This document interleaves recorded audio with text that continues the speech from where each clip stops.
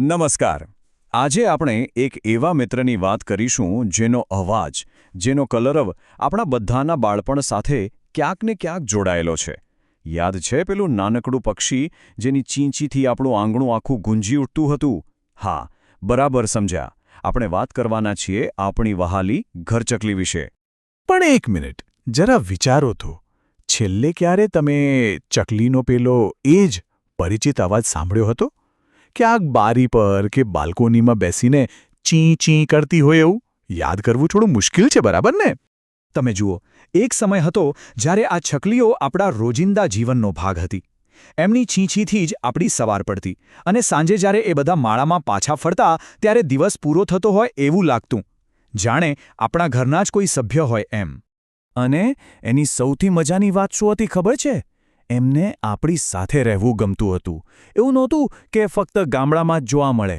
શહેરની ઊંચી બિલ્ડિંગની બાલ્કની હોય કે પછી ગામડાનો વરંડો, એ આપણી આસપાસ જ રહેતી. અને એટલે જ તો એ આપણા જીવનમાં એટલી વણાઈ ગઈ હતી. તો પછી સવાલ એ જ છે કે આ ચકલીઓ ગઈ ક્યાં? અચાનક એવું તો શું થયું કે એમનો અવાજ સંભળાતો બંધ થઈ ગયો? આ કોઈ જૂની વાત નથી. આ બધું આપણી આંખો સામે જ થયું છે. તો ચાલો એ સમજવાની કોશિશ કરીએ કે આની પાછળ કારણો શું છે. અને કારણો જોઈએ તો કદાચ આપણો વિકાસ એમના માટે દુશ્મન બની ગયો. આજે ઝડપથી શહેરો વધી રહ્યા છે, નવા બાંધકામ થઈ રહ્યા છે, એમાં માળા બનાવવાની જગ્યા જ ક્યાં બચી છે? ઉપરથી ખોરાકની અછત અને પ્રદૂષણ તો ખરું જ. આપણે જાણતા અજાણતા જ એમનું ઘર, એમની દુનિયા એમની પાસેથી છીનવી લીધી છે. તફાવત એકદમ સાફ છે. તમે જુઓ, પહેલાંના જમાનામાં ઘરોમાં નાની નાની બખોલો, તિરાડો, છાપરા જેવી જગ્યાઓ હતી જ્યાં એ આરામથી માળો બનાવી શકતી. અને હવે તો બસ સિમેન્ટ કોન્ક્રીટની સીધી દિવાલોવાળી ઇમારતો છે. એમના માટે તો આ કોન્ક્રીટનું જંગલ જ છે. ના રહેવાની જગ્યા, ના ખાવાનું મળે. અને આનો પ્રભાવ કેટલો મોટો છે એનો અંદાજ છે? લગભગ 60%. જી હા, 60%.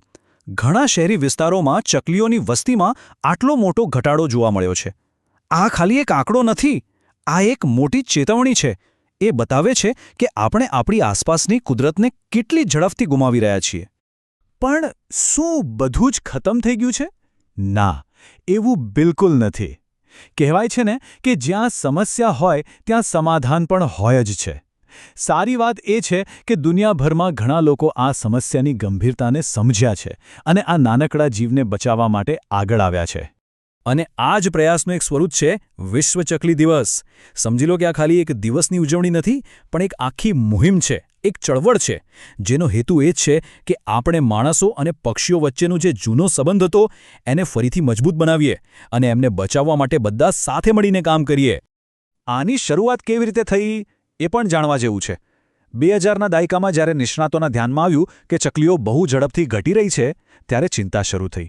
અને પછી 2010માં ભારતની જ એક સંસ્થા નેચર ફોરએવર સોસાયટીએ પહેલીવાર વિશ્વ ચકલી દિવસની શરૂઆત કરી. અને જુઓ, આજે એક નાનકડી પહેલ એક વૈશ્વિક આંદોલન બની ગઈ છે જે દર વર્ષે 20 માર્ચે મનાવવામાં આવે છે. આ પહેલ શરૂ કરનાર મોહમ્મદ દિલાવર બહુ સરસ વાત કહે છે. એમના મતે આ દિવસ લોકો અને ચકલીઓ વચ્ચેના સંબંધની ઉજવણીનો દિવસ છે.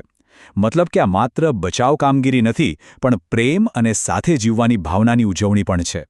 સારું, તો દુનિયાભરમાં જે થઈ રહ્યું છે એ તો છે જ, પણ હવે સૌથી મોટો સવાલ એ છે કે આપણે શું કરી શકીએ એક વ્યક્તિ તરીકે આપણા ઘરમાં બેસીને?